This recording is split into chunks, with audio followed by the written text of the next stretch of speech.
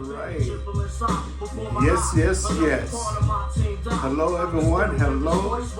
This is STL Sanford and son, my son. We got this podcast going. This is our third episode. And you know what, man? What up? I checked. I'm here. I was checking on something. I said, we're the only father and son podcast in this country. Really? There's no other father and son that's nice. doing this. And I said, whoa, that's cool. Yeah, that's tight. And I love the fact that we are the original Sanford and Son out of St. Louis. Mm-hmm. We're the original. But hey, man, it's another weekend. Now, I want to discuss something with you. And I was looking at some things. Tupac, back in the day, says a thing about Nas. I thought, come on now. You gonna bring up the Tupac Nas? Yeah, man. You know, what is with these young fellas, my son? Mm-hmm. They can't seem to get along. You talking about today or back then? Back then and today. And when I heard this on YouTube today, you know, Tupac and Snoop Dogg was someplace and Nas walked in. And Tupac said, watch this. And Nas walked over to him and shook hand, and Tupac made a statement about, yeah, you dissing me and this, that, and the other. And Nas said, oh no, man, I love it. Ain't nothing but love for you, Tupac made a statement to Nas that Nas was dissing Pac? Yeah, and he said, Pac said, when I was dissing you back and that kind of crap. And he told him, no. He said, I got much love for you, man. No, you good. That's what Nas said. That's what Nas said. And he hugged him, shook his hand, and hugged him. And he walked away. Tupac said to Snoop Dogg, yeah, I punked that bitch. Oh, that's the Central Park incident. I'm familiar with that. Yeah, man, I'm familiar with that. What is it that these rappers, even back then and now, they want to diss each other? You look at what's going on with, what's his name? Is it Kendrick Lamar and Drake? That's a recent one. Yeah, and then somebody else. See, the problem I'm having, what if the young people in the streets take sides? And you know what's going to happen when they take sides? They're going to kill each other. Let me answer your question first, because you asked what's up with it, how did it start. Every story has a distinct origin on how the beef started. Mm-hmm. But here, look, I think that the way things are going now, it's just a bunch of cowardly rebuttals. Meaning, I agree. If you have a legitimate issue with somebody, usually it's somebody that's close to you or somebody that you can get close to or have been close to. So you're 1 degree removed from that person where you can go to that person or somebody in common that you know and say, hey, this is what such and such did to me. I think it's some bull, but we need to handle this. Mm-hmm. We can handle it that way or this way. But that's not being done now. Now I think cats is so quick to jump on platforms to get their feelings off of their chest, and I think that's kind of feminine. Let's go back to Pac. I've always said this.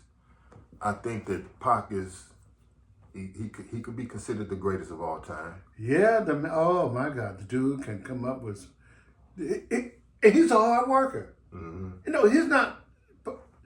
Pac do a lot of partying, but man, when he go in that studio, he won't leave until he got 13 songs completed. Yeah, but I'm not talking about his recording and working. Yeah, but I'm just saying with that, you know. See, that's his gift. Yeah. But his curse to me was that he used that platform to deal with a situation that ultimately resulted in his death. So to talk about that Tupac and Nas meeting in Central Park, that's where it was at. It was doing from what I remember, it's doing a Death Row East, because Suge Knight was finna put together he was planting his flag down in enemy territory, basically. Yeah, in the East Coast. And he had kind of Tupac spearheading that. Mm-hmm. But they were their own business for that, I do believe, if memory serves me correct from the stories I've heard over the years. And Tupac had already actually dissed Nas. It was the other way around. Okay. Tupac had dissed Nas, but it's a result of Tupac having beef with the East Coast guys associated with Bad Boy and Jimmy Henchman for his shooting that happened in New York, the one he survived. Yeah. Okay? Right. So when I recall that. Right. So like at that point in history in hip hop, the East Coast was kind of taking things back from the West Coast because the West Coast took it in 90 or 91 with that what's that song with Snoop? 187 on the under that song. Yeah. And they took it in 88 and 89 originally when NWA started coming. Yep. But by 92, the floodgates was open. The West Coast had it. They did. So Dr. Dre. Yeah, they had it. Them boys. Oh, Spice Snoop won. Dogg. Oh man. King T, second to none. DJ Quick, Yeah. MC8, Compton's Most Wanted, Too Short. You can go up to the Bay Area, come back down. I mean, it was all over the place for the West Coast. So what I'm saying is the East was now galvanizing they front as one. So Tupac was on the East. Did you know that? Yeah. Yeah, New York. That's where it all started. Yeah. So when he got shot, he felt that, and I understand this, you niggas knew more about, I'm sorry, you all knew more about this than you was telling me. And he didn't, I won't say he couldn't, but he didn't go directly to those people who he assumed was involved with it. Because he got arrested after he got shot for the rape case. Yeah. And then I think after that, he got sentenced to, he was up north in Rikers. Yeah. Yeah. So in Tupac's defense, he didn't get a chance to air out a lot of what was on his chest. What is the reason? I mean, for him not to do that, was he just, okay, I'm just going to let it slide, let it go? Or why would he not air it out? That's the question. That's the issue that I have. Because, man, it's complicated. Because, look, when he was in prison, Suge got him out. Right. And he went straight to the West Coast. So when Suge got him out, that would have been the time where he could have made his stops in New York and got them questions answered. But for whatever reason, he didn't. He went straight to the studio and started mashing on Bad Boy, mashing on Mobb Deep. That's the intro song we played today, by the way. I was listening to that on the way over here. Now, do you think because Suge Knight pay out some money, he wanted, because they cost some money for Tupac to just walk, he didn't just walk away without something being paid. Right. And he want to recoup his money back. And from what I heard, the contract that he wrote, he did on a napkin in prison. That's hearsay. Yeah, you know. It could be. I heard that too. So your information is accurate on that one. I heard that. But what's your point for bringing that up? He went straight, that's the reason why he didn't stop in New York to take care of business. He had to go handle financial business. Suge, time to go to work. Exactly, that's what I'm saying. Suge wants his money back. Now, let's take care of some business. Leave that other stuff alone right now. So let's get back to Nas, because I think his character should be highlighted for the man that people say he is, because Tupac, in that meeting, from what I heard, the version that I remember, now you said that Nas went to Snoop, Pac went to Snoop and said, I just punked this nigga, or something like that, right? Yeah, right. The version I heard was that they had their initial coming together at that moment was confrontational. But then Nas is the one said, hey man, what issue do you have with me, dog? I ain't really got no smoke with you like that. And, I have no issue with you. Yeah, Nas didn't want it to turn to confrontation. Well, hold on now. But see, this is what people don't mention.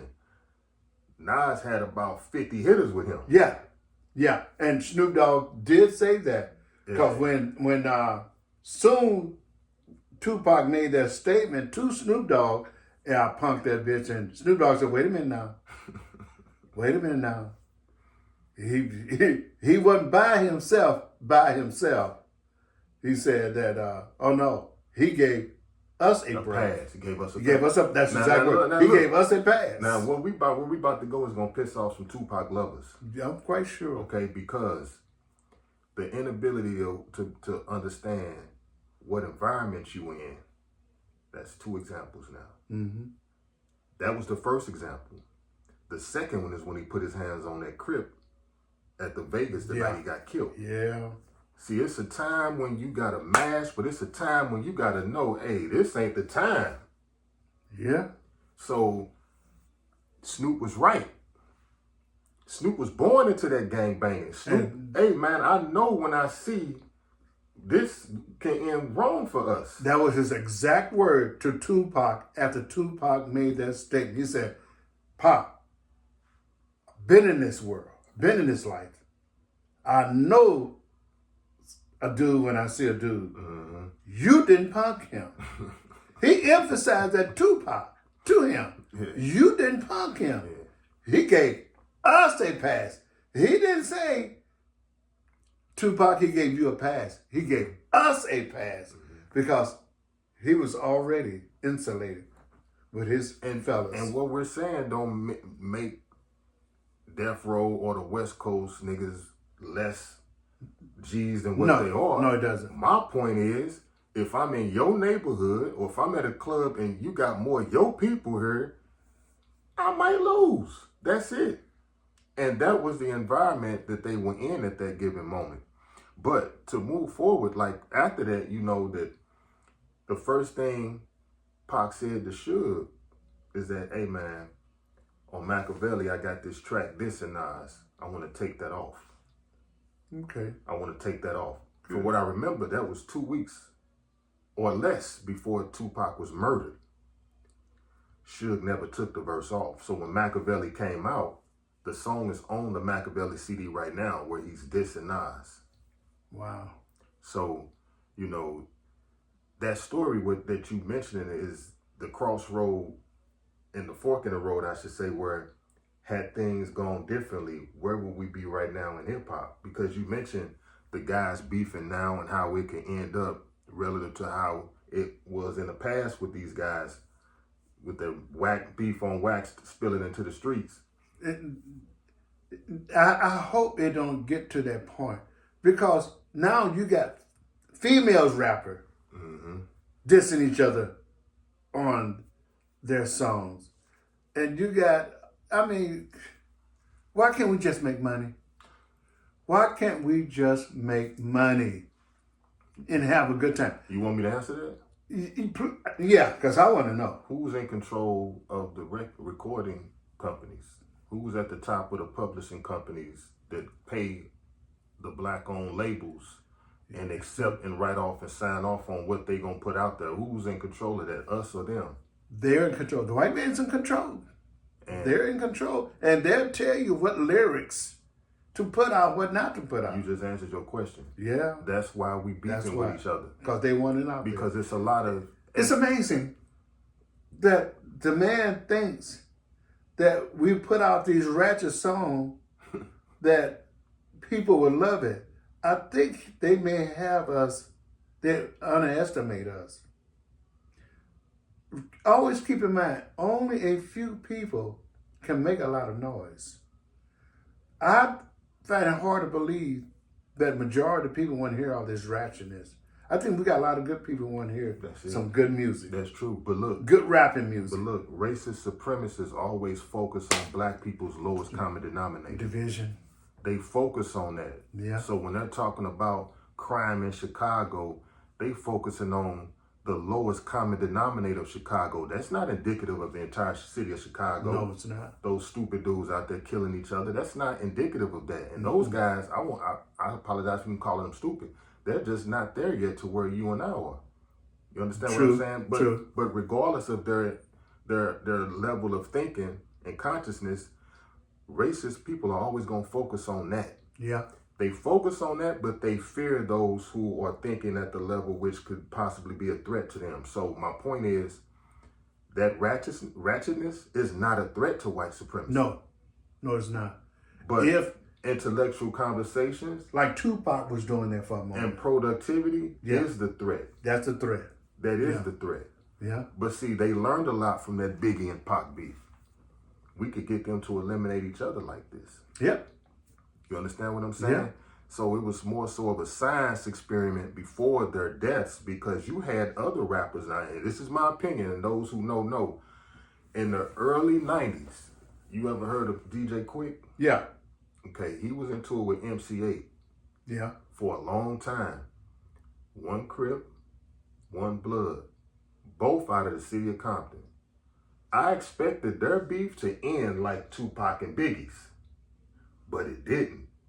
So the white supremacists didn't get any direction on how serious these ratchet lyrics can demise us based on them allowing it to be put out there to the masses, because their bottom line was going up. Yeah. Their money was going up with the banging on wax, with Quick versus 8. Everybody was buying it, but they had not yet seen the end result, and they saw that when Biggie and Pac were killed. Now it's like this. Hey man, this is the lick. This is what, we get money off of them. We poisoning the mind of the people who's buying it and consuming these lyrics, and they killing each other. And guess what? It's more back in each side that's gonna kill each other. Yeah. And now we can sit back and let the media paint them as, look at them killing each other. It's amazing. But you mentioned Nas. Nas was the one who was more diplomatic in that meeting at Central Park, because Tupac, from what I heard, went to Nas aggressively. Yes, he did. From what I heard. From what I heard. And Nas is the one who diffused it. Yeah. He disarmed Pac with his, I don't want to say grace. He could say grace, because he gave him a pass. Yeah, he did. It was grace. And you're right. He disarmed him. Tupac didn't know how to really respond to that, except in his mind, the way he thought he should have responded is tough. Yeah, I punked him. If that's true. I never heard that version. Yeah. What I heard was immediately after that talk, Tupac went back to Reggie Wright and Suge and said, I want that verse taken off. Now, you heard a version where immediately after that exchange, he went to Snoop and said, I punked him. Yeah. That could be true too. Yeah. That could be true too. But I will kind of push back on what you said when you said Tupac didn't know how to respond to that. I think he did. I think that he had to save face, because he probably told everybody, if I see these niggas is on. Now, Nas done diffused you, so now you can't just go back and forget what you said beforehand. Now you got to save face. If that's true, in my mind, that's why he did it. But I like how Nas took things and how Nas is still, the way he handled that. Carrying things. Outsmart him. Yeah. He's just street sense. That outsmart him right there on the spot. And this ain't a knock on Pac now. No, if somebody shoot you, you gonna pretty much be leery of everybody in the circle. And you're supposed to. And you supposed to. So it's not. That's why I said it's a sticky one, boy. Yeah. You know. And then let's talk about the elephant in the room. Was Tupac strong enough in them streets to go after the people who really did him dirty? I don't think so. I really don't think so. Now, something else just came to mind. I had another question for you. Mm-hmm. Was Tupac really a thug, or did he portray to be one? Did he act that out? Was he really a true thug, or was he just acting out as to be one? See, Tupac, a lot of people don't understand or look at Tupac as a somewhat of an intellectual person. You said they don't? They don't understand that he is. That's what he is. Mm-hmm. This is where he was giving the power to be a different way of looking at things because Tupac was more conscious of his people. Mm-hmm. When I say his people, the Afro-American people. Mm-hmm. He was more conscious of uplifting. Mm-hmm. That's when you can become a danger. Let me say this. Let me ask you a question. Was Tupac really a thug? That was your question, right? Yes. No. Because thugs know them two examples that I gave you, that this ain't the hour for me to jump bad. Mm-hmm. Now, Tupac, in my opinion, was a G. Yeah. He had the heart Yeah. of a warrior. Yeah, that he did. He was a soldier. That he was. He was militant. Oh, yes, he was. But I think he encompassed the thug title so that he can reach out to them, to galvanize them, to become on the militant path that he was on. What he did was the opposite of what the Nation of Islam does. Let me tell you what the Nation of Islam does. You ever ask yourself why the Nation of Islam walk around clean shaven, no beard, suits and bow ties? You ever ask yourself that? No. Minister Farrakhan teaches that we do that, the Muslims do this so that the Muslims can look the part of what they want the thugs to come out of and be. Yeah. Tupac said, I'm going to look the part and come into what the thugs are. And try to change from within. Try to change it from within. Okay. It was a total opposite approach. Yeah.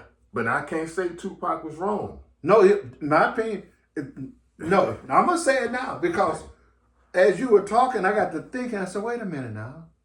Tupac is doing something that we didn't realize what he was really trying to do. Yeah, he was doing And you asked the question, where will we be if that had not happened? If he hadn't gotten shot? I think Tupac did a 360 and talking about brothers doing this, brothers and sisters doing that. I think you would see a total different Tupac. 100%. If he had been alive. And at how old would it be?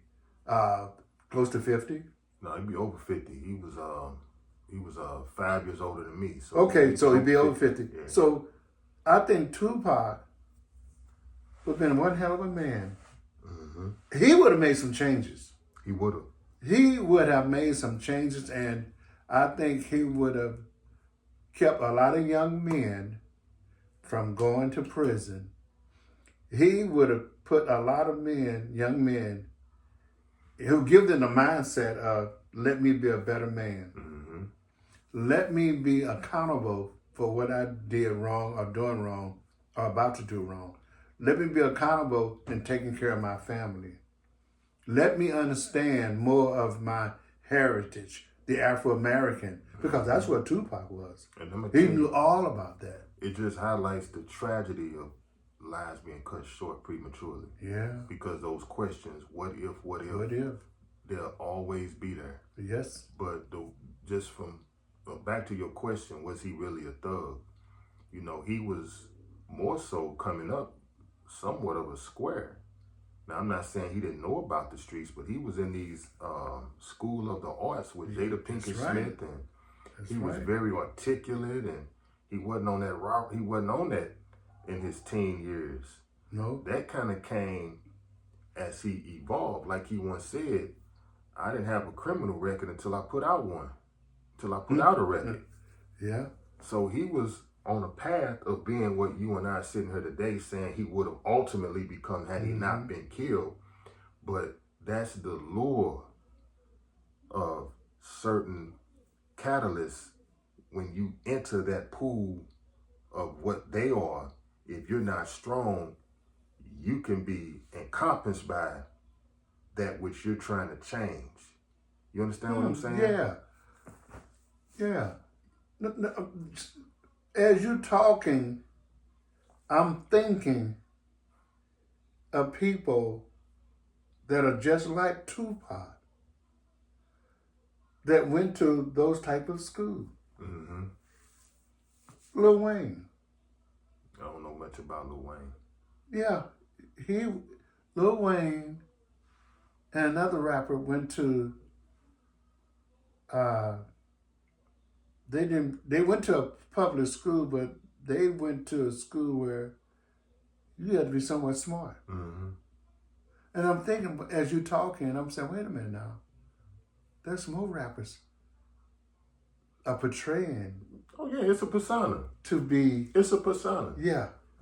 It's and a I'm saying, persona. I said, whoa. And see, let me say this. I'm treading lightly because I don't like putting people's business out there. Mm-hmm. Some of the most gangster rappers don't have the street credibility of some of the lesser gangster rappers. You understand what I'm saying? Yeah. A lot of people don't know the street credibility that Nelly carries. He never rapped like that, but when you saying that, his was the total opposite. Okay, he had the street credibility. Oh yeah. Yeah. Oh yeah. And there are those that lie and saying that they had it and never did. And see, to me, that path is more respectable because when you want to talk about it, act like it, be about it, that's the person that can tell you what it is about. Yeah. And why I'm not a part of it and I don't represent that anymore. Mm-hmm. But when you got a guy that's not from that wants to portray that now that he got a few million in the bank, this is the guy that's going to get you in a RICO. Now, earlier we were talking about all these people the rappers that were dissing each other. Mm-hmm. Rick Ross. They got some diss records about him. Being a cop or being a correction officer, going to college, and you wasn't really a thug. You knew those fellas, but you wasn't really part of He them. never knew the real Noriega. Noriega don't owe him 100 favors. See how this thing can take on different legs? See, but the thing is, he could have been, Rick Ross music didn't hit because of his gangster. It hit because his music was good. It's good. So you didn't have to portray that. No, he didn't. He thought he did. Yeah. Rose had his own thing. It still do. Let me throw this out there. And you may not know this, but when the A-list of rappers are asked who their favorite rapper is, normally 3 names come up. Rakim, Scarface, and sometimes Pac or Ice Cube. Mostly Rakim and Scarface. So let me say this. Those 2 cats didn't really rap about how heavy they was in the streets. They didn't really rap about that. Okay. Scarface rapped about the streets, but he didn't rap that I was that dude. Yeah. So my point is, Rick Ross didn't have to rap like he was that dude. If your favorite rapper's favorite rapper wasn't rapping about him being that dude, you don't have to. That's right. Put out the good music like Nelly did. And let it be it. And that's going to be it. Yeah. So I think that with your point where these guys beefing and carrying on like that, I think it's just a derailment from success and, most importantly, peace. I'm big on peace. Me too. I'm big on peace. Peace and love. Yeah. Everybody make money in the streets. That's true. You ain't got to kill each other. Yeah. For what? And there's too many rappers dead now, making money, but they're dead. Family got the money. And whether you paid or not, one of the greatest obstacles to your peace is pretending to be something you ain't. And, you know, that's when you... A pretender. You looking over your shoulder. False setting. You can't sleep at night. You lose who you are. Yeah. Because you're not being true to yourself. And to a certain degree, I think that's what happened to Pop. To a certain degree. Yeah. He got knee deep. Knee deep. And in beef. He moved so fast. Yeah. I mean, what year did he come out? Tupac, I remember the first time I bumped Tupac. My partners thought I was crazy. I used to put Tupac on repeat. in 93. It was a song called Strictly for My Niggas. This was before the bandwagon pulled up to the bus stop and everybody got on the Tupac wave. Mm-hmm. Most people got on the Tupac wave in 95 with that Dear Mama CD with Lord Knows. Yeah. I think it's Me Against the World. Then California. But Tupac came out, it wasn't 93 with the CD that I fell in love with. It was before that, because I think Brenda's Got a Baby was 91 or 92. So to answer your question, 91 or 92. Okay, wow. Man. And he was dead in what year? 96. You right, he did a lot. Christ. Look, here's something else that people don't realize. All of those Tupac stories with Suge Knight, Death Row, and everything that went on with the beef with Biggie, the beef against Bad Boy, do you realize he was only with Suge for 11 months? And he was dead. But just think about all the stories. All the stories with the women, all the stories with the awards appearances, the award shows, all the disc records. In 11 months. All the I did this, all the they did that. It was 11 months. 11 months. This man moved that fast. This is an example. What happened to Tupac people is that when you move that fast, you're not taking time out to think about where you're going. You're not taking time out to think about the consequences. You know, if you're making a good move or if you made a bad move. And this dude, God, I've never known anyone move that fast. And he accomplished some things now. Don't get me wrong. But man, he's dead. Master P had a saying, About it. They Boy, came that's out an old one. Yeah. What year that come out? About it. That's 97, 98. Yeah. Tupac was about it. And he proved he lived that life, that whatever it is you about, I'm about it. Yeah. But that's what wound up killing him. Jesus. He was too about it. You got gang members from the West Coast that are saying to this day, Tupac never should have put his hands on Orlando Anderson. He never should have got involved. No, I agree. I agree. When I thought about that, when I heard this thing about him and Nas today, I got to thinking, you know, you should have left him alone. Yeah. Walk away. See, Tupac was too busy showing how tough he was, but he wasn't. It's just like St. Louis. Oh, dog. That is another topic of itself. It could go to a negative extreme real quick. Now, this is the thing. Like, St. Louis. You and I could go to the Quick Trip right now and have a potential to get into something that's going to get somebody smoked, us smoked, them smoked, something. But it depends on how far I'm willing to take it. Yeah. It won't go there. Yeah. If you move like Nas did, that was smooth. What dude say on you live to see another day. You live to see another day. It wasn't the point that Nas lived to see another day. He allowed Tupac to live and see another day. And see, Tupac didn't see what Snoop Dogg saw. Tupac saw, I want to be tough, I want to punk this man. Snoop Dogg saw the whole 9 yards. He said, well, this ain't right. Hey, Pop, slow your roll. Yes. We getting a pass here. And I think the lesson here, Tupac once said he wanted to humiliate them. Yeah, he did. Versus getting to the bottom of his shooting with assumptions. You could have, because it was only 2 or 3 people that you should have really been humiliating. When you peel back the layers of what actually happened, you could have got a lot of your answers from Haitian Jack, and you could have, which he ultimately did, put the focal point on Jimmy Henchman for allegedly shooting him. And Jack knew what was going on, what was coming. But he wasn't talking to Jack at the time. No, he wasn't. He wasn't talking to him at that time. Right.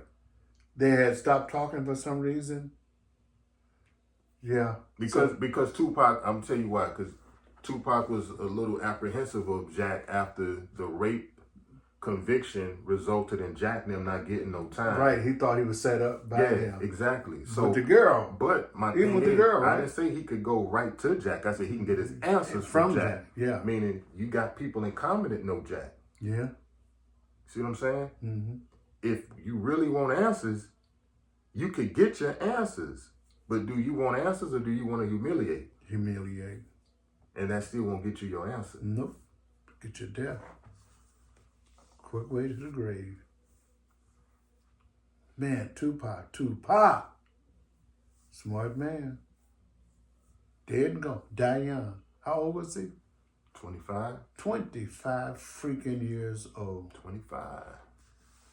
I mean, you've been shot up before. That should have taught you a lesson.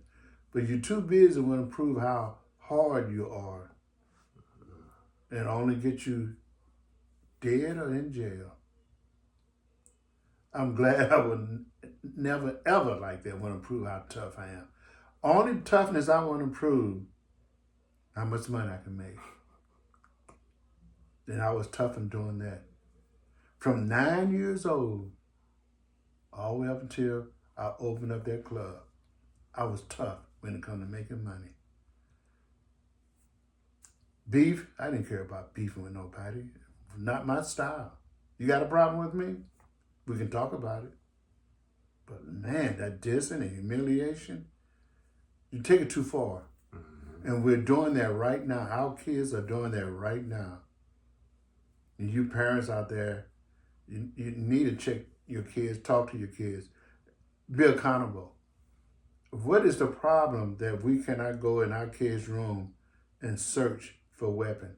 I bet you if 1% of the parents in this country, I don't care what color you are, you go and check and search your kid's room, you'd be surprised what you may find. Be an eye opener. That's my kid. No, it's not your kid's room, it's your room. It's a whole nother conversation. A whole nother conversation for another day. When you search that, I think that you won't find nothing that you will be displeased with if the relationship and communication with the children stays healthy. Yeah. Along the way, you got to keep that there and remind the kids that they matter. Yeah. But that's a whole nother conversation. Oh yeah. But yeah, the parent. When you mentioned the parents, my mind shifted to that. Parenting is a whole nother conversation. You know, but the whole gang banging and trying to be tough, that's another conversation. Yes, it is. And you know, once people enter that life, we call it jump off the porch. Once they jump off the porch, the parenting has already failed. Yep. So what I'm mentioning about the communication and the nurturing, that's how you circumvent your child going into that direction.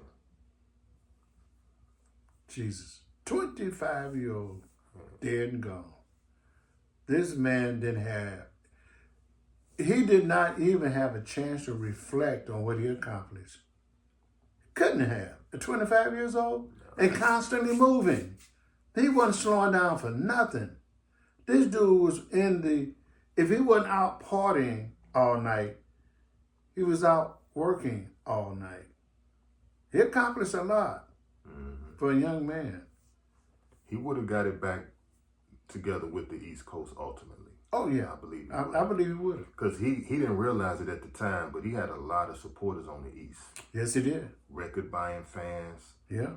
People who knew the story of that, like I said, the answers that Tupac never really got and received closure to. God, he was loved by so many people. Those answers lied on the East Coast. So I think, like you said, it was so quick, it didn't have a time to come out. Mm-hmm. But I think he'd have got it back with the East, got it back together with them. I think he would have had the West Coast on lock. And I think that he would have had more, and I'm not just relegating this to music, I'm thinking he would have had more influence as far as social issues from both coasts. He would have, because he was dibbing and dabbing in that. In what? In the social issue. Well, I mean, he come from it. He came from, Shakur, Alfani Shakur. He was, when I said dibbing and dabbing, when he started going into the rapping game, he was still dibbling dabbling into that. Yeah. He didn't walk away from that completely. No, he couldn't. Yeah. It was that. He couldn't. It was it was embedded in him. You asked me earlier, was he a thug? No. No, That is who Tupac that's was. who he is. That's who Tupac really is. A conscious man, a conscious of his people, the Afro-American community. They say when couples break up, if one partner is good for the other partner, when they break up, that one partner, or maybe even both, they're going to resort back to what they were before the influence came in. Yeah. Well, that's what Tupac would have done. Mm-hmm. Go right back. He would have went back to what he knows, which is my people. Mm-hmm. Yeah. And that, to me, would carry a lot of weight. Also, both of them together would make that man one hell of a strong person. Both of who? What he doing with the streets. Oh, yeah. And the conscientious, social. Oh, yeah. Oh, the dangerous man. Oh, yeah. He would be what back in the 70s we call a dangerous person, because he straddled both sides and he was somewhat successful in both sides. He got people attention. I call it thorough. He was thorough. Yeah. He was thorough now. You can have both education. Both he lessons. was thorough. And we said that back in the day when we was coming up. A man that got street smarts and book smart, can't touch him. You can't touch him. Be careful how you talk to him. He will embarrass you. And he could teach you something too. Most definitely. The Tupac story. Loved it. That's what's up. I'm glad you're watching that stuff. Man. This is I won't say my culture, but this is our culture. Yeah, but I'm trying to be like my son. You gotta walk backwards to be like me. You where you need to be. But you know, and you're already ahead of me. Now, people don't understand at my age why I like rap music. That's just the way I am. I love up-tempo music. And when the R&B slowed down and the rap came in, it was up-tempo and I loved it. You know, I don't know if it has anything to do because I love beat on the drum when I play drums, but before I even play drum, I beat on something. Armchair at home. Armchair at home. No Diddy. Yeah, no Diddy. Armchair home. I love up-tempo music, and rap music, most of that is up-tempo. You mentioned the story about one last thing I want to say about Nas, and when you mentioned that whole thing with Nas and Pac coming at that moment, you got to talk about what led up to that point, and you kind of go into the Jimi Henchman. I might have said Jimi Hendrix earlier. No, you say Henchman. Okay, Jimi Henchman. Yeah. You know, that whole story got a lot of legs to it as far as those players from the 80s and the 90s in the streets of New York. So tell you what, people, that's we're going to talk about that next week. Okay. We're going to talk about, stay tuned. Yeah, next Saturday, we're going to drop that video, because the hip hop culture is influenced by the streets. That's my whole point. The history of it. It's influenced by the streets. It's unbelievable. I'm just now getting into the ins and outs of it, and I'm learning a lot since me and my son been doing this podcast. And I'm on the videos, and man, let me tell you something. The consumers like the rappers, but the rappers like the streets. So the streets is really influencing what the consumers get. They are. It's going to go right back to that. You understand? Yeah. It's unbelievable. It is. I love it. It's very interesting. And there's lessons in it too. There's lessons in it too. And the lesson could be, don't follow the fake rapper. The fake rapper. I'm not calling all rappers fake, but don't follow the fake rapper. Because the true to life street dudes is going to tell you, don't go down this path I'm on. You know, back when you was coming up, that's how the street dudes did. We did. They kept the straight and narrow, narrow. Yeah, don't you come this way. The old women and the babies were off limits. Off limit. You shoot a child, you beat up an old woman, or you shoot an old woman, Oh, they dealt with you. My The generation streets dealt with you. lost that somewhere along the way. You will be taken care of. You don't get away. Because of the crack came in and threw everybody's moral compass off. It did. But my generation, the old ladies were no longer safe on the block. Everybody became prisoners in their own home down on St. Louis Avenue after 19. Back in the day, you miss old Ruth, oh, we'll deal with you. You got dealt with. It's just something you just don't do. It was the law of the streets. You don't deal with seniors and you don't deal with babies. They didn't play that back then. You got dealt with. Yeah. Didn't need the police. The fellas in the neighborhood take care of you. That's right. Because that could have been their mama. That could have been their child. If you do it to them, you do it to their mother, their child. They got to take care of you.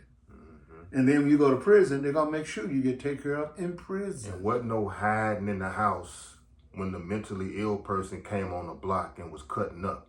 Mm-mm. The mentally ill person in the 80s and Jeff Vanderloo came on the block and was cutting up. That's who we threw rocks at. He was the victim.